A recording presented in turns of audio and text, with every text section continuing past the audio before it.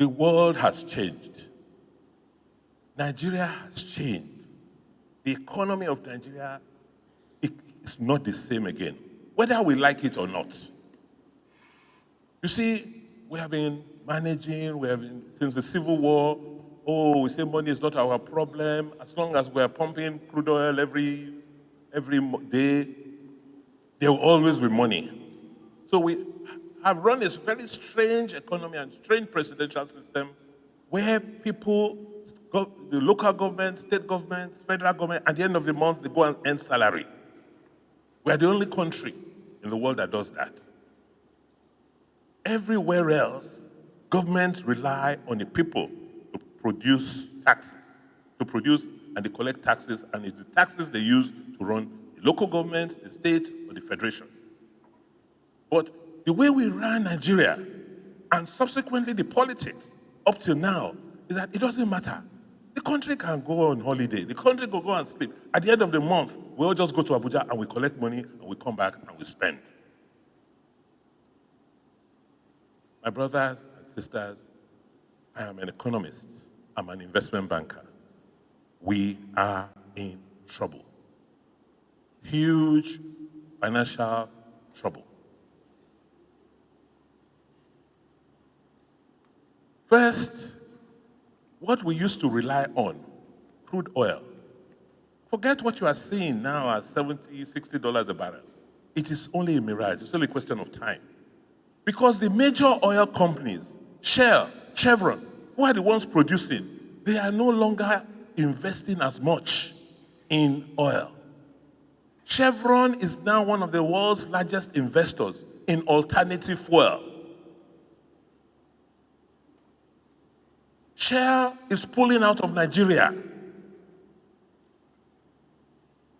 So in another year or so, where will we find this money that we go to Abuja to share every month?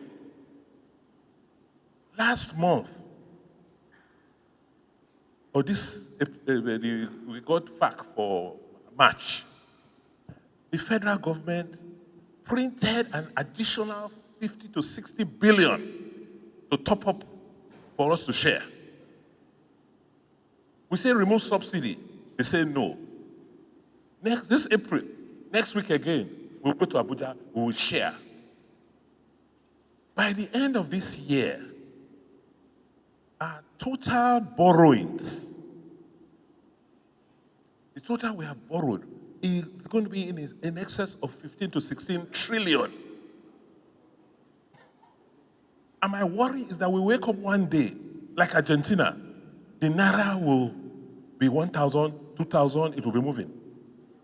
Because you can imagine a family, you don't have money coming in, you're just borrowing and borrowing and borrowing without any means or idea of how to pay back. And nobody is looking at that. Everybody is looking at 2023. Everybody is blaming Mr. President as if he's a magician. So that change in the world economy, which is now affecting Nigeria, is going to be one of the major factors that will affect our politics going forward, whether we like it or not. And therefore, we must understand that, yes, Nigeria will not disappear. Nigeria will not disintegrate. Because 60 to 70% of the people who live in Nigeria today do not know any other way. So Nigeria is not going to break up. Forget it. Don't even imagine. There will be a lot of crisis. Because like I said, more than 70% of the people who live in Nigeria today they do not know any other. Forget. When you are talking about north, south, east, it's our own talk here. They do not understand any other thing outside of Nigeria. But if we are not careful, if we do not manage the politics right, all of us in this room will be consumed. And I'm not talking 10 years, I'm talking 2 to 3 years' time. If we don't fix the politics right. And what does fixing the politics mean? going back to the basics. There is a social contract between the governed and the people in power. You go in, you lead us. As leaders, you provide sustenance for us so that we can feed our families, we can house our families, we can clothe our families, and do the things God has given us the energy to do.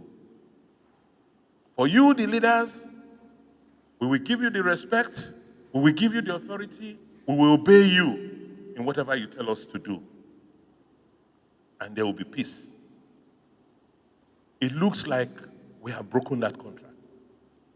Because we politicians are the ones that are supposed to go in between government that represents leadership and the people. So if the people are suffering so much, they take it on first on the politicians. And that is what we are seeing in Edo. How can we change the narrative?